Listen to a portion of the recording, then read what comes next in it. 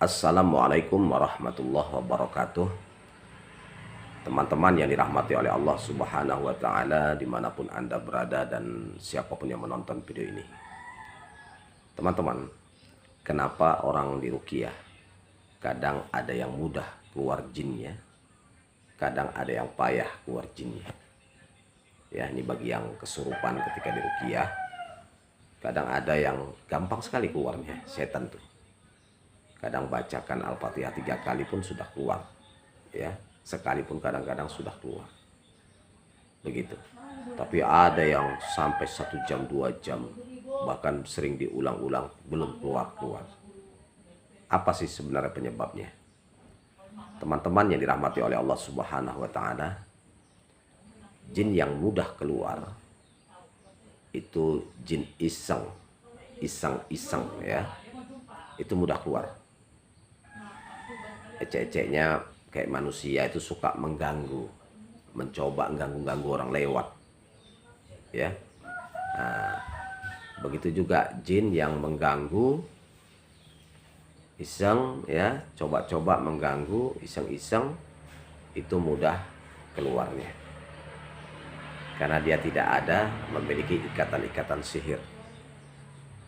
Berbeda dengan jin kontrakan. Maksudnya apa jin kontrakan itu? Mungkin dia pernah melakukan ritual-ritual yang tidak sesuai syariat, membaca mantra-mantra yang tidak ada syariatnya, ya. Terus mengamalkan suatu amalan yang tidak ada contoh sunnah dari Nabi Shallallahu Alaihi Wasallam. Jin itu akan terkontrak, ya, itu juga bandel. Oh, dia nggak pernah mengamalkan, Pak. Oke, dia tidak pernah mengamalkan, orang tuanya pernah mengamalkan ritual-ritual yang tidak sesuai syariat, amalan-amalan yang tidak sesuai syariat, atau mantra-mantra, baca-bacaan, ya, yang tidak sesuai syariat. Itu jinnya bandal. Orang tuanya nggak pernah, Pak. Kakek neneknya pernah melakukan itu. Amal-amal tidak sesuai syariat, ritual tidak sesuai syariat, mantra-mantra tidak sesuai syariat, maka jin terkontrak, itu bandal. Ya, teman-teman.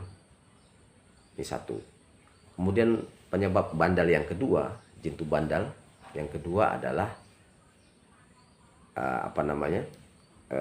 kiriman, ya, jin yang dikirim oleh sang dukun.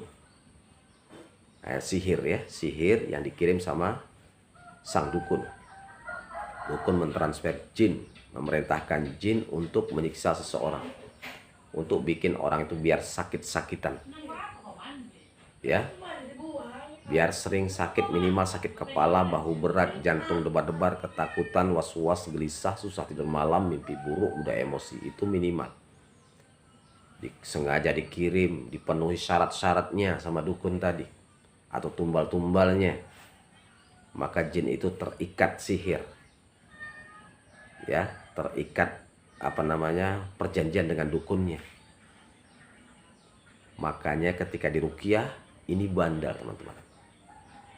Kadang-kadang perlu diulang-ulang, bolak-balik diruqyah, ya, karena memang sengaja dikirim oleh dukun, kan gitu. Nah, tapi kalau jin iseng, ya teman-teman, itu tidak bandal. Ada satu lagi, teman-teman, yang jin bandal itu dendam, ya, karena dendam itu juga bandal. Misalnya kita buang air panas tanpa baca bismillah, ya, buang air panas di belakang di dapur tanpa baca bismillah, kesiram jinnya dendam. Bahkan ada keluarga jin keluarganya juga dendam, nanti akan menyerang, ya. Itu kalau diruqyah nanti bandal keluarnya. Atau Anda kencing di lubang-lubang, ya, kencing di lubang-lubang, sementara lubang-lubang itu rumah jin. Nabi melarang kita kencing di lubang-lubang, ya, karena di situ rumah jin. Nah, itu juga bandal, teman-teman. Kadang perlu proses diulang, ya. Nah, oleh karena itu, teman-teman yang dirahmati oleh Allah Subhanahu wa Ta'ala, ya,